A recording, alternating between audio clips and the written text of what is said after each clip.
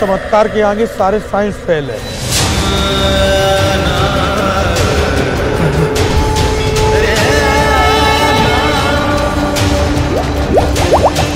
उस दिन से आज तक हमको दवा की जरूरत नहीं पड़ी।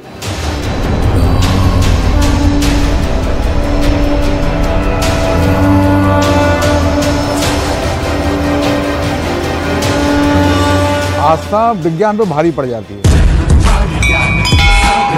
यहाँ का जो किस्सा है वो कुछ अलग है। आप 1 किलो 2 किलो कितने ही लड्डू चढ़ाइए, महाबली सब लड्डू खा जाते हैं। कलयुग में जिंदा हनुमान कहीं हैं तो इटावा के अंदर जमुना किनारे हैं।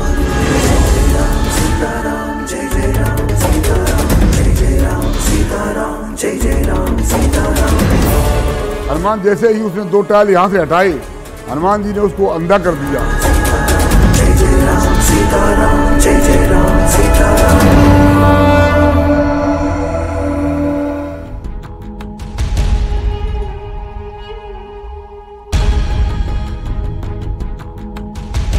आधी हकीकत आधा फसाना।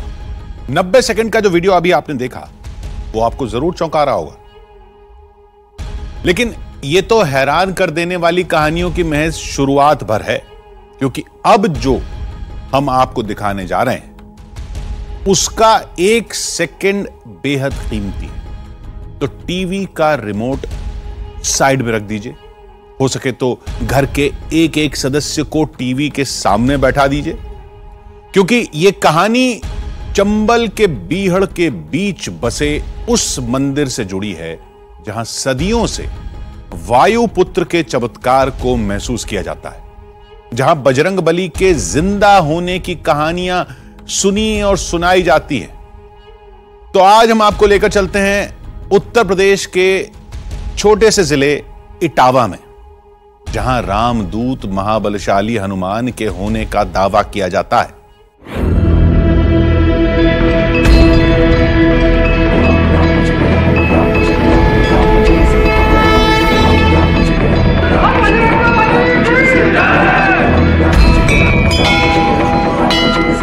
जल में, थल में, वायु में, आप जहां तलाशेंगे वहां वो मिलेंगे, लेकिन किस रूप में कोई नहीं जानता।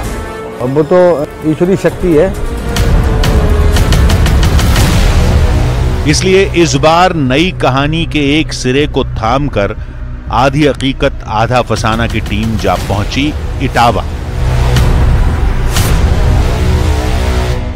नमस्कार, मैं हूं आपके साथ सपना शुक्ला। मैं इटावा में हूं।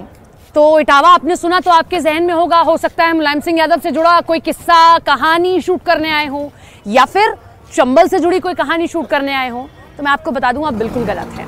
ना मुलायम सिंह यादव ना चंबल कोई किस्सा कहानी ऐसी शूट करने नहीं आए, बल्कि हम आए हैं महाबली के उस मंदिर की खोज में, जिसके बारे में जब हमें लोगों ने बताया तो हम भी दंग रह गए, क्योंकि वो चमत्कार या वो कहानियां ही ऐसी थी। महाबली से जुड़े यूं तो बहुत सारे किस्से हैं, लेकिन यहाँ का जो किस्सा है वो कुछ अलग है। आप 1 किलो 2 किलो कितने ही लड्डू चढ़ाइए, महाबली सब लड्डू खा जाते हैं। इतना ही नहीं, लड्डू ही नहीं खाते, बल्कि मुख से श्री राम नाम भी उनके निकलता है।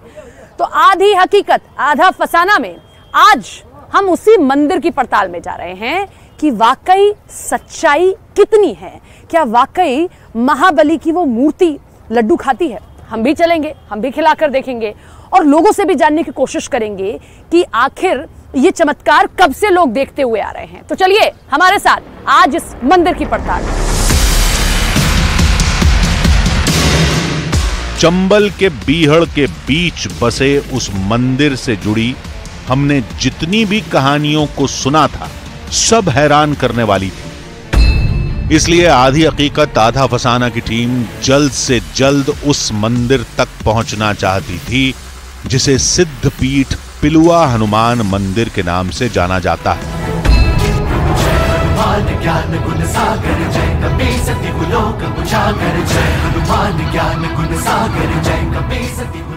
इस मंदिर के बारे में जो हमें बताया गया उस सच को ढूंढते ढूंढते हम यहाँ तक आ गए हैं। मंदिर के आसपास का मैं आपको एरिया दिखा देती हूँ। ये देखिए किस तरीके से ये प्रसाद की दुकान है, लड्डू मुख्यतः चढ़ाया जाता है तो लड्डू की दुकानें हैं, इधर भी कुछ दुकानें लगाई गई हैं और जो सामने आप देख रहे हैं ये मंदिर का मुख्य द्वार है।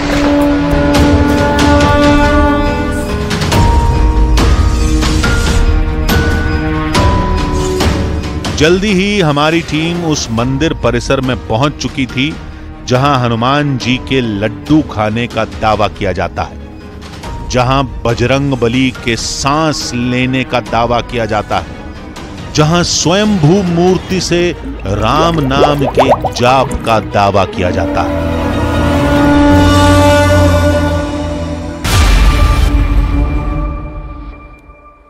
तो लड्डू हमने ले लिए हैं और इन लड्डुओं को लेकर 500 ग्राम ये लड्डू हैं, लेकर चलते हैं मंदिर के अंदर।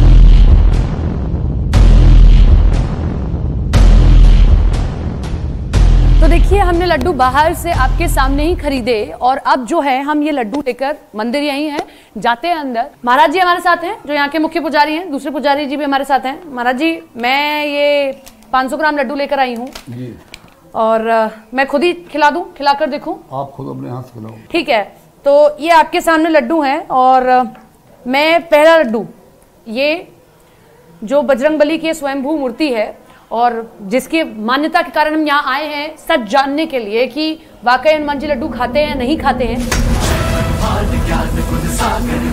ये पहला लड्डू उनके मुख में डाला, आपने देखा पहला लड्डू खा लिया उन्होंने, जो हम देख रहे थे। मैं भी विश्वास नहीं कर पा रही हूँ वाकई में, लेकिन मेरे कैमरा पर्सन दिखाएंगे आपको कि ये देखिए बुलबुले उठ रहे हैं।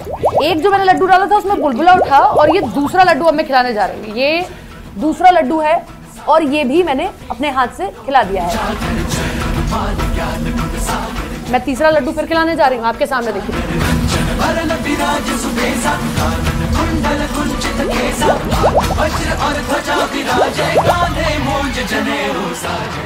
ये 3 लड्डू मैं एक साथ खिलाने जा रही हूँ और अभी तक मैंने एक ही करके लड्डू खिलाए थे। एक और लड्डू चलिए यहाँ पर ले लेते हैं।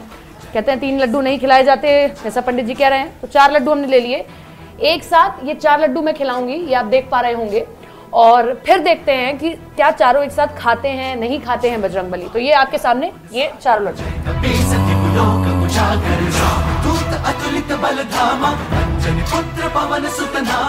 हमें यही मिला है कि हमने लड्डू इस तरीके से खिलाए और हनुमान जी ने वो लड्डू स्वीकार कर लिए। इतने सारे लड्डू कहां गए हमें नहीं पता। हमने गुड़ भी चढ़ाया, वो भी गायब हो गया। ऊपर से ये बुलबुलों की आवाज, सब कुछ वैसा ही जैसा हमें बताया गया। तो क्या सच में ये वायुपुत्र का कोई चमत्कार है? जैसे एक पेड़ की कई शाखाएं होती हैं, वैसे ही पिलुआ वाले हनुमान जी से भी जुड़ी कई कहानियां हैं। ये द्वापर युग से जुड़ी हुई कहानी है कि जिस समय पांडव लोगों को वनवास हो गया था और भीम ने चकर नगर में कीचक नामक दैत्य का वध किया था और वहां से उन्हें अवमान हो गया।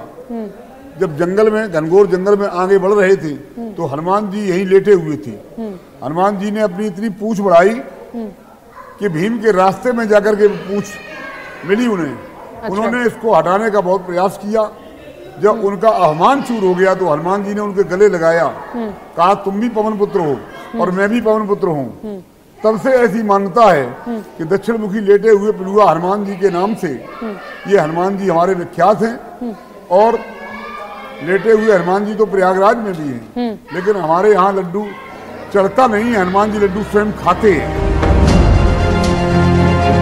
कहानियों का एक हिस्सा तो इस मंदिर के नाम से भी जुड़ा है। पिलुआ बाबा नाम इसलिए पड़ा कि हनुमान जी के सिर की ओर एक जंगल में जो पिलुआ वृक्ष होता है जिसमें नवोरी जितना फल आता है, सिर की तरफ वो पेड़ था और उसकी झाड़ी में हनुमान जी उसकी डाली के नीचे लेटे हुए थे। यहां जो कुछ हमें बताया गया वो हैरान करने वाला था, इसलिए इन दावों को लेकर बात तभी आगे बढ़ सकती थी जब हमें मंदिर के महंत की इजाजत हो। आप पड़ताल कर सकती हैं, कोई आपत्ति नहीं है, सबसे बड़ी विशेषता ये है कि हम लोगों को जो यहाँ काम करना पड़ता है उसके लिए शाम को अर्जी लगानी पड़ती है हनुमान जी से। अर्जी कैसे अर्जी लगानी पड़ती है? आपने अपनी बात जाकर के हनुमान जी से कहोगे और कि हमें कल ये काम करना है, तभी आप यहाँ कोई काम कर पाएंगे। अगर आप नहीं कहेंगे तो हनुमान जी दूसरे दिन आपको कोई काम न कर देंगे। इस इजाजत और अर्जी वाली बात के पीछे भी एक चौंकाने वाला दावा किया जाता है। एक बार मैं मैनपुरी जा रहा था, मैंने यहाँ के एक हमारे मिस्त्री से कहा, मुरलीधर मिस्त्री था, हमने कहा कि हनुमान जी के टाइल बहुत पुराने हो गए हैं। तब हनुमान जी का मंदिर बहुत छोटा था, हमने कहा ये टाइल हटा करके आप नए टाइल लगा दें। हनुमान जी से पूछ लिया, दूसरे दिन की अनुमति हो गई, लेकिन हम चले गए बाहर, उसने काम नहीं लगाया। तीसरे दिन काम लगाया तो हनुमान जैसे ही उसने 2 टाइल यहाँ से हटाए, हनुमान जी ने उसको अंधा कर दिया। 1 महीने तक वो अंधा रहा। हमें सच्चाई की तह तक जाने की इजाजत मिल चुकी थी। अब हमें यह समझना था कि आखिर बजरंग बली को चढ़ाया जाने वाला प्रसाद जाता कहां है। मंदिर एक टीले पर बना है।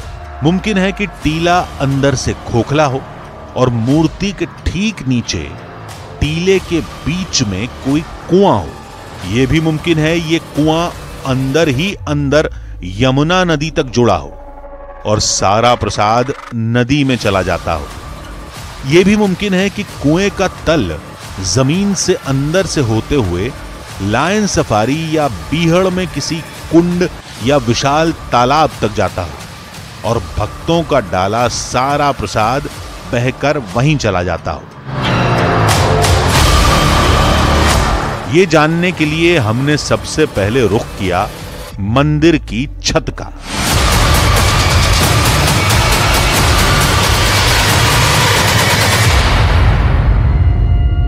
अब मैं मंदिर की छत पर हूं और मंदिर की छत से क्यों मैं आपको ये एंगल दिखा रही हूं, दरअसल मैं आपको आसपास का इलाका दिखाना चाहती हूं। चंबल का इलाका है और चंबल के इलाकों में बीचों बीच में ये मंदिर बना हुआ है। अब मैं आपको दिखाती हूँ, वो किला भी दिखाऊंगी मैं आपको कैमरे के जरिए। देखिए कैमरे के जरिए आप देख पाएंगे वो किला दरअसल वो उस राजा का किला है जिसके बारे में एक कहानी ये भी बताई गई कि वही वो राजा थे और उनके द्वारा ही ये मंदिर जो है स्थापित किया गया, इस मंदिर की खोज की गई। तो देखिए वो कैमरे के जरिए हम आपको वो किला दिखा रहे हैं। दरअसल अब वो खंडर हो चुका है, उसे हेरिटेज घोषित किया गया है, लेकिन बहुत ज्यादा दूरी नहीं है। कहीं ऐसा तो नहीं मंदिर का कोई भी सिरा वहां जाकर मिलता हो, कुछ ऐसा तो नहीं है। हम मंदिर के पीछे का इलाका भी आपको इस ऊपर के कैमरे से दिखाएंगे। ऊपर से देखने पर हमें ऐसा कोई सबूत हाथ नहीं आया जो ये बताता कि आखिर बजरंग बली को रोजाना चढ़ाया जाने वाला सैकड़ों किलो प्रसाद और सैकड़ों लीटर जल कहां जाता है। लेकिन सवाल तो यह भी है कि क्या हर किसी के हाथ का प्रसाद ऐसे ही बजरंग बली के मुख में गायब हो जाता है या फिर इसके पीछे भी कोई कहानी है। ये बहुत पुरानी बात है। यहाँ पर एक सेठ आए हुए थे, उन्होंने सेठ ने ये बताया, कहा संकल्प लिया कि हनुमान जी आप जितने लड्डू खाएंगे जब तक आपका मुंह नहीं भर जाएगा तब तक हम आपको लड्डू खिलाते रहेंगे। मतलब इसने एक अहंकार भर के ये बात की, तो उस अहंकार में उसने लड्डू यहाँ पर खिलाने चालू कर दिए। सारे शहर के जो वो बड़ा सेठ था तो जितने भी मिठाइयों की दुकान थी वहां से खरीद के लेके आया और उसने हनुमान जी को यहाँ पे लड्डू खिलाए। वो हनुमान जी को खिलाता गया, सारे लड्डू खत्म हो गए लेकिन हनुमान जी का मुंह नहीं भरा। उसके बाद फिर जब उसने कहा कि ये बात क्या है, आखिर लड्डू जा कहाँ रहा है, तो उसने जाकर के देखा कि वहाँ ये पास में यहीं पे बेहड़ है और वहाँ पे जमुना जी बहती हैं, तो सारे लड्डू वो जमुना जी के किनारे में ले जाके। इस कहानी से हमें एक ऐसा सिरा मिला जिसने हमारे कदमों को एक नई दिशा में मोड़ दिया। मंदिर के उस रास्ते से मैं यहाँ आई, मुझे लोगों ने बताया कि यहाँ यमुना जी है। ये देखिए कैसा लग रहा है कि पहली नजर में ये कोई नाला टाइप है, यहाँ से पानी आता है। ये देखिए मैं थोड़ा सा आगे बढ़ रही हूँ, यमुना जी तो उधर की तरफ है, लेकिन देखिए पहली नजर में क्या लगेगा आपको, मैं थोड़ा सा दौड़ के आपको दिखाती हूँ जहां तक जा सकती हूँ कि ये कोई नाला है क्या यहाँ से कोई हमें ऐसे जगह दिख जाए। क्या यहाँ लड्डू कहीं इकट्ठे होते हैं? पानी, दूध, लेकिन जहां तक नजर जाएगी आपको क्या नजर आएगा? पेड़ पौधे। आमतौर पर गांव में जो नदी के किनारे के खेत होते हैं, अपने खेतों तक पानी पहुंचाने के लिए लोग इसी तरीके से जो है रास्ता बना लेते हैं। हमने इसमें कूदकर इसलिए जानने की कोशिश की कि कहीं ऐसा तो नहीं कि यहाँ कहीं एक सिरा जुड़ा हुआ हो जहाँ लड्डू हो या पानी हो या फिर दूध हो या कुछ भी ऐसा मिले जो हमें पता लग सके कि कहीं वहाँ का कोई छोर यहाँ तो इकट्ठा नहीं हो रहा है। यहाँ हमें नहीं मिला। लेकिन अब मैं दिखाती हूँ आपको, थोड़ा सा टर्न होती हूँ। अब मैं जहाँ जा रही हूँ यहाँ है यमुना नदी। मैं थोड़ा सा आगे बढ़ रही हूँ, यहाँ से आपको नजर आएंगी यमुना नदी। ये जो रास्ता जा रहा है, देखिए मैं जिस रास्ते पर चल रही हूँ, ये जो भाग रही हूँ मैं जिस रास्ते पे, यहाँ से अब मुझे साफ साफ देखिए, निजाम जी आप देख पा रहे हो, मेरे कैमरा पर्सन है, देख पा रहे हो, देखिए यमुना नदी दिख गई निजाम जी हमें, जिस यमुना नदी के बारे में लोग कह रहे थे।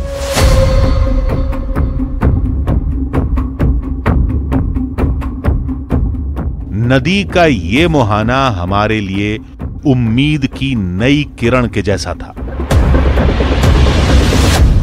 वाह, यही चाहिए था। नदी के किनारे आए हैं और हमें देखिए नाव दिख गई है। और नाव वाले भैया इधर लाओ, जरा किनारे चला दोगे, चला दोगे?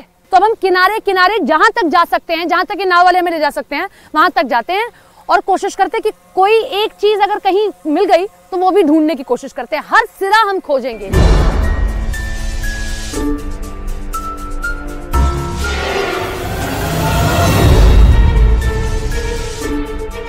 तो नाव में हम इसलिए बैठे हैं क्योंकि नाव के सहारे हम एक नहीं कई किनारे आप देख सकते हैं। हम जो है किनारे किनारे नदी के चल रहे हैं और हर किनारा हम देख रहे हैं। जैसे मैं, आप देखिए कि मैं अब इसी तरफ मेरी नजरें हैं कि कुछ दिख जाए, कुछ हो शायद, लेकिन अभी तो नहीं दिखा है। ये पूरा किनारा हम चलेंगे क्योंकि पैदल अगर चलते तो हम थोड़ी दूर तक चल सकते हैं। नाव हमने इसीलिए ली कि हम और आगे तक जा सकें और आगे तक देख सकें।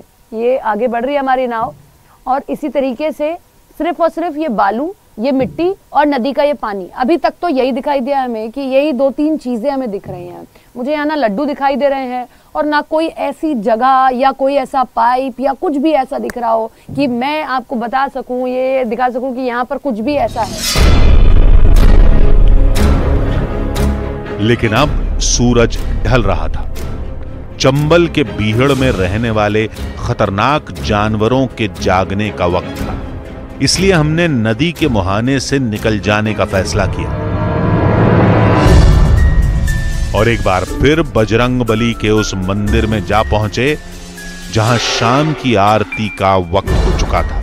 क्योंकि हमें बताया गया था कि रात के वक्त जब सब कुछ शांत हो जाता है तब स्वयंभू हनुमान जी की मूर्ति राम नाम का जाप करती है। तो हम आज इंतजार ये भी कर रहे थे कि अब शाम की आरती हो, तब तक भी हम इंतजार करें। तो पंडित जी देखिए आरती से पहले कुछ तैयारियां कर रहे हैं, उनसे जान लेते हैं कि क्या तैयारी कर रहे हैं, कैसे आरती होगी और आरती के बाद में मंदिर बंद कर दिया जाएगा या नहीं। तो पंडित जी ये क्या हो रहा है और कब आप आरती करेंगे?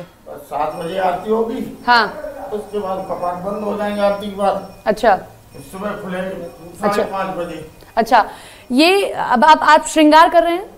हाँ, श्रृंगार उनका चूल्हा चढ़ा रहे। अच्छा, चूल्हा चढ़ा रहे हैं। आरती करने के बाद में आप ये कपाट बंद कर देंगे, फिर सुबह कितने बजे खोले जाएंगे? 5:30 बजे। ये एक चीज और बताइए, आपने कहा था राम नाम भी आप सुन सकते हैं, तो क्या आरती के बाद में हम उस ध्वनि को सुन सकते हैं? बिल्कुल, उसमें माइक लगाओ आप, जो बुलबुले से आ रहे हैं इन्हीं में राम राम की आवाज आती है। अच्छा,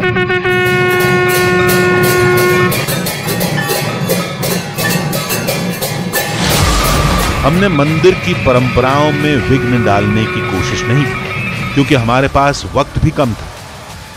लेकिन मंदिर से जुड़ी कई कहानियां अभी बाकी थी जिन्हें सुनने और समझने के लिए हमें अगली सुबह का इंतजार करना था।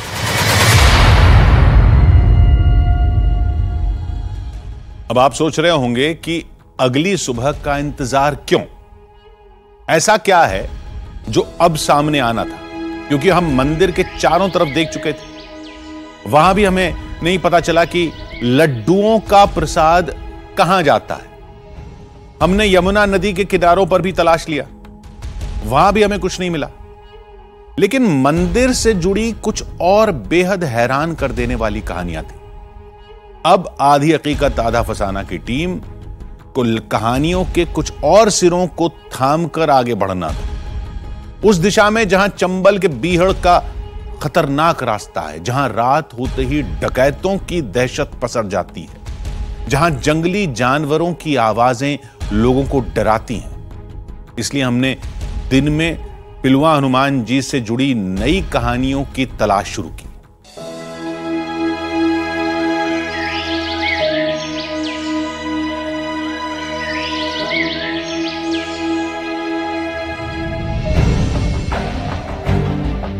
चंबल के बीहड़ में नया दिन अंगड़ाई ले चुका था।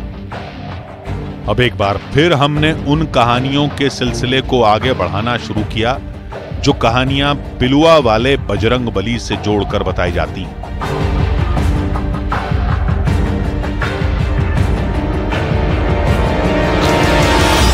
उसी मंदिर की पड़ताल करते करते हम नदी के किनारे पहुंच चुके हैं। चंबल के इस नदी के किनारे यूं तो डाकुओं की बहुत कहानियां प्रसिद्ध रही हैं, लेकिन आज हम बजरंग बली के उस मंदिर के लिए आए हैं जिसकी कहानी हमें क्यूरियोसिटी में, हमें उत्सुकता में यहां तक ले आई है कि क्या वाकई आज भी ऐसा मंदिर है, क्या वाकई ये सच है जो हमने त्रेता युग में देखा था, या हमें बताया गया या हमें पढ़ाया गया कि जब सभी देवी देवता बैकुंठ चले गए एकमात्र बजरंग बली थे जो आज भी इसी धरती पर है। इसी मंदिर की हम पड़ताल कर रहे हैं। जय जय राम सीताराम, जय जय राम सीताराम, जय जय राम सीताराम, जय जय राम सीताराम, जय जय राम सीताराम, जय जय। एक बार फिर हम उस मंदिर जा पहुंचे जहां की कहानियां हमारे लिए कौतूहल बन चुकी थी। इस बार मंदिर में पहले से श्रद्धालु मौजूद थे। हम इसी बात की पड़ताल कर रहे हैं कि आखिर जब इतने सारे श्रद्धालु पहुंच रहे हैं, इतने लड्डू खिला रहे हैं, तो ये जाते कहां हैं? क्या वाकई ये कोई चमत्कार है या आसपास कोई ऐसी जगह है जहां ये सभी लड्डू, ये पानी या ये जो चीजें चढ़ाई जा रही हैं हनुमान जी को, वो पहुंचती हैं? कई सवालों ने हमारी उलझन को बढ़ा रखा था, लेकिन जो जवाब हमें लगातार श्रद्धालुओं की तरफ से मिल रहे थे वो हमारे भीतर की उत्सुकता को और बढ़ा रहे थे। लोगों की यहाँ पर काफ़ी गहरी मान्यता है। कुछ लोगों के आई थिंक काफ़ी सारे काम ठीक हो गए हैं।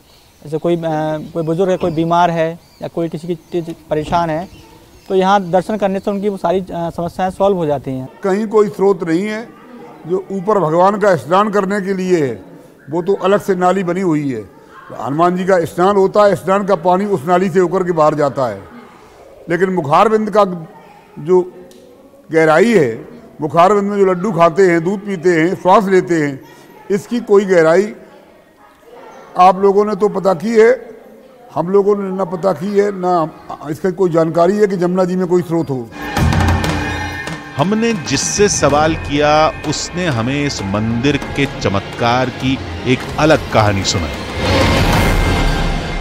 पहले डॉक्टर ने बताया कि बचेगी नहीं, विकलांग हो जाएगी, मर जाएगी, लेकिन भगवान जी की ऐसी कृपा हुई कि हमारी बहू को कहीं कुछ नहीं हुआ।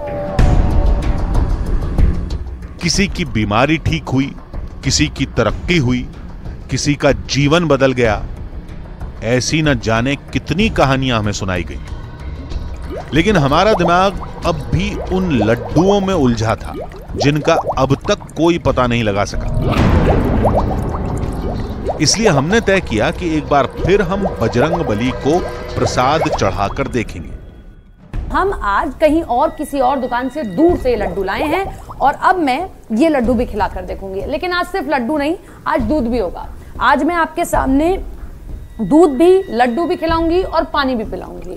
ये मैंने पहला लड्डू खिला दिया और ये दूसरा लड्डू मैं खिलाने जा रही हूँ। पहला लड्डू आपके सामने खिलाया, ये याद रखिएगा, ये यहाँ के लड्डू नहीं है, मैं बाहर से लड्डू लेकर आई हूँ। और ये दूसरा लड्डू, ये भी मैंने खिला दिया। उसके बाद ये तीसरा लड्डू, मैं इस तरीके से 5 लड्डू कम से कम खिलाऊंगी हनुमान जी को, और उसके बाद ये दूध और फिर पानी पिलाऊंगी। ये तीसरा लड्डू मैंने खिलाया आपके सामने है। अभी तक आपको कोई लड्डू ऊपर आता नहीं दिखाई दिया, कहीं जाता नहीं दिखाई दिया। ये चौथा लड्डू मैंने खिलाया। और ये आपके सामने 5वां लड्डू भी मैंने हनुमान जी को खिला दिया। हमने बस आज यही परिवर्तन किया कि कहीं ऐसा तो नहीं कि जो दुकान पास में है उन लड्डुओं में कुछ अलग हो, तो हमने इसीलिए आज बाहर से लाकर लड्डू हनुमान जी को खिलाए। लड्डू खिलाया, दूध पिलाया, पानी पिलाया, लेकिन हमें सब कुछ लगभग पहले जैसा ही दिखाई दिया। इसलिए आधी हकीकत आधा फसाना की टीम ने तलाश की दिशा को नई तरफ मोड़ दिया।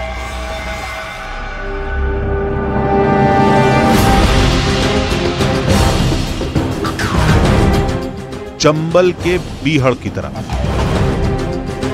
जहां खतरों का कोई और छोर नहीं,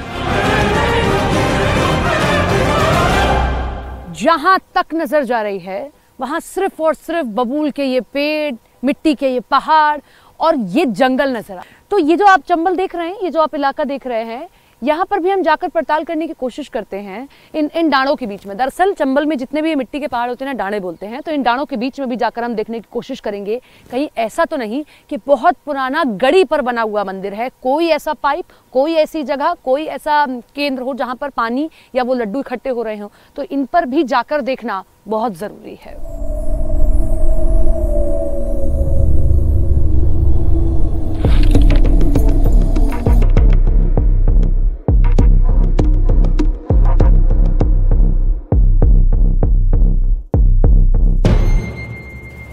हम एक टीले पर ही हैं, ये पहाड़ है मिट्टी का, लेकिन देख लीजिए मैं आपको जंगल दिखाती हूँ, कितना घना जंगल है आसपास।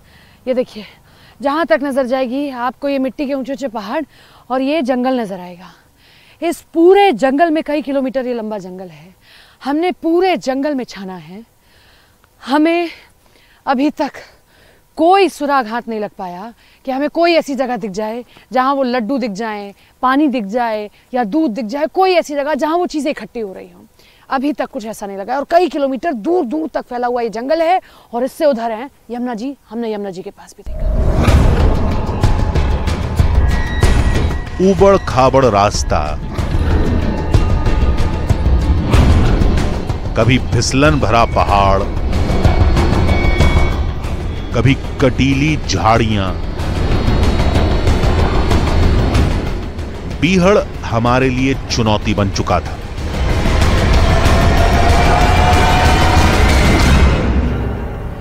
तो देखिए, ये आसपास का जंगल है जहाँ हम आए हैं और बहुत घना जंगल है, कांटे भी हैं यहाँ पर।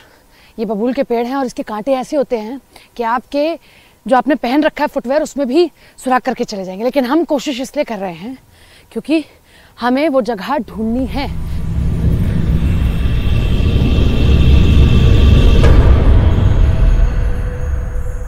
हम इस जंगल में कई किलोमीटर चल चुके हैं और ऐसे मिट्टी के बहुत सारे पहाड़ हैं।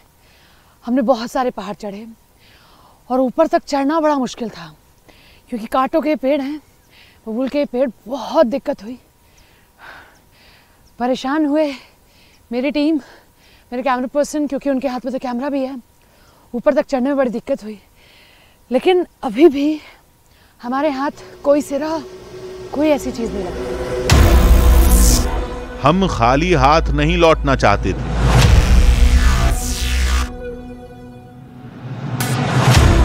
इसलिए अब आधी हकीकत आधा फसाना की टीम ने उन जंगलों का रुख किया जहां अब लायन सफारी बन चुकी है।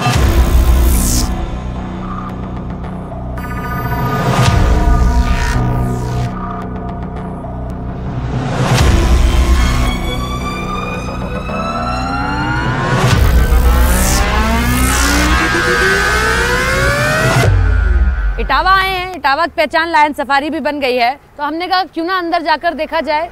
यहाँ कुछ मिलेगा या नहीं मिलेगा ये हमें नहीं पता, लेकिन अंदर जाकर हम जरूर देखने वाले हैं। क्योंकि मंदिर से कुछ किलोमीटर की दूरी पर मौजूद लायन सफारी में हमें कोई ऐसी कड़ी मिल सकती थी जिसके तार पिलुआ वाले हनुमान जी से जुड़े हो सकते थे। इसलिए हम एक बंद गाड़ी में सवार हुए और अपनी तलाश में निकल पड़े। मुझे इस वक्त एक और शेर दिख रहा है और ये बहुत नज़दीक वाला शेर है। मैं इस कैमरे से आपको बता रही हूँ, मेरे ड्राइवर गाड़ी धीरे धीरे चला रहे हैं ये सबसे नजदीक वाला शेर है। देखिए मेरी गाड़ी के कितने नजदीक आ चुका है। ये आप देखिए आप, ये कितना नजदीक है। ये हमारी गाड़ी को भी फॉलो कर रहा है, पीछे से हमारी गाड़ी को फॉलो कर रहा है, और एक अभी भी सामने बैठा हुआ है। तो यहाँ एक करके हमें शेर दिखाई दे रहे हैं, हम आपको वो दिखा रहे हैं। लेकिन अभी भी हम आपको बता दें, मकसद हमारा वही है कि उस मंदिर में जो हनुमान जी को लड्डू खिलाए जाते हैं, आखिर वो लड्डू कहाँ जा रहे हैं। लेकिन लायन सफारी में भी वो सवाल ही रहे कि आखिर इतने सारे लड्डू जाते कहां हैं, उस छेद में पानी कहां से आता है, और ठंडे पानी में बुलबुले कैसे उठते हैं। ऐसी मानता है कि हनुमान जी खुद खाते हैं। अब भी आस्था के आगे साइंस भी फेल हो जाती है। हम साइंस के एंगल से सोचे नहीं कभी, मैथ का प्रोफेसर होने के बावजूद भी कभी दिमाग में नहीं आया कि लड्डू को पानी जाता कहाँ है। जानकारों के मुताबिक इसका राज धाम की ऊंचाई में छिपा हो सकता है। बताया जाता है कि यहां कभी एक बड़ा टीला हुआ करता था, और उसी टीले के ऊपर आज ये मंदिर बना हुआ है। माना जाता है कि पानी और गैस का रहस्य इस टीले की गहराई में दबा हो सकता है, जो आज मंदिर के नीचे मिट्टी में दफन हो चुका है। बहुत सारी किंवदंतियां उससे जुड़ी हुई मिली हैं। कुछ पेपर्स भी मिले हैं जिसमें पिलुआ महावीर के बारे में काफ़ी कुछ कहा गया है। लेकिन जैसा कि मैं बीइंग ए हिस्टोरियन अगर मैं समझता हूं, तो हमारे इतिहास में क्रॉस चेक करने के लिए हमारे पास अगर पौराणिक साक्ष्य हों, साथ में पुरातात्विक साक्ष्य की बहुत आवश्यकता होती है। तो ऐसे पुरातात्विक साक्ष्य अभी तक मेरी स्टडी में अभी तक नहीं मिल पाए हैं। क्या आप देख रहे हैं पुरातत्व चीज़ों पर, आप रिसर्च करते हैं पुरानी चीज़ों पर, कोई ऐसी व्यवस्था पहले हुआ करती थी कि आप कुछ भी डालिए और वो कहीं रुक जाए और आपको न मिल पाए, कोई ऐसी व्यवस्था? अगर इतिहास के विद्यार्थी की दृष्टि से देखा जाए तो निश्चित ही उसमें किसी तरीके की प्राकृतिक व्यवस्था बन गई होगी, जिसमें पानी का एक लेवल बना रहता है। वहाँ पर जब तक कि उत्खनन नहीं होता, तब तक हमें खुदाई नहीं होती, उत्खनन नहीं होता, तब तक हमें उसकी जो वास्तविक व्यवस्था है साइंस के हिसाब से, वैज्ञानिक दृष्टिकोण से अगर देखें, तब तक हमें पता नहीं चल सकती। महावीर या हनुमान जी की वो मूर्ति प्रसाद खाती है, वहाँ प्रसाद जाता है, ये मैंने भी देखा है कई बार जाकर। अब ये आपको तय करना है कि पिलुआ वाले बजरंगबली से जुड़ी कहानियां कोई चमत्कार है या उनका कोई वैज्ञानिक नजरिया भी है, जिसे समझा जाना अभी बाकी है।